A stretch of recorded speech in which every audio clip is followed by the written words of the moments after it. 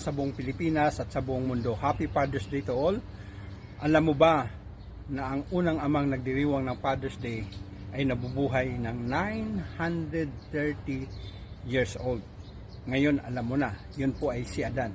Alam mo ba noong pinanganak nga si Cain na pumatay sa kanyang kapatid na si Abel, ay pinapakita na ito yung bunga ng kasalanan ng pagsuway ni Adan at ni Eva, kaya nagiging hindi maganda ang karakter ni Cain. At alam mo ba, noong si Adan ay 130 years old, ay nagkaanak siya ng panibago at ito ay ang pinangalan ay si Seth. Ang sabi nga ng ina na si Eva ay kapalit ni Abel na pinatay ni Cain.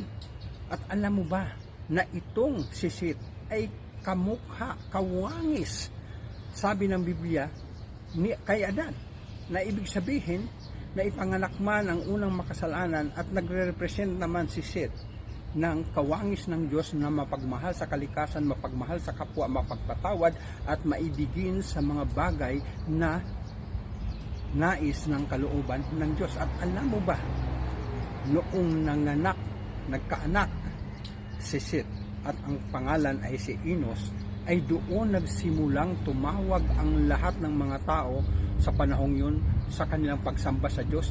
Tumawag sila ng Yahweh. At alam mo ba na dahil dito si Adan ay namatay at ganun din si Seth nabuhay hanggang 912 years old at nagkaroon sila ng maraming mga anak. Kaya alam mo ba na posible pala ang nangyari kay Sarah at kay Abraham, na si Abraham ay 100 years old at si Sarah ay 90 years old nung sila ay nagkaanak na si Isaac. At alam mo ba kung bakit umiksi ang buhay ng tao? Nang dahil sa kasalanan. Ang kasalanan ang siyang dahilan kung bakit pinaiksi ang buhay ng tao upang hindi na makapinsala. Kaya ang ating gawin sa Alam Mo Ba segment, mahalin, ipakita ang pagmamahal sa ating kapwa, magpatawad, sapagkat ang buhay ay binigay ng Diyos upang magkaroon tayo ng realization at malaman mo na may Diyos, mayroong maghuhukom at mayroong magliligtas.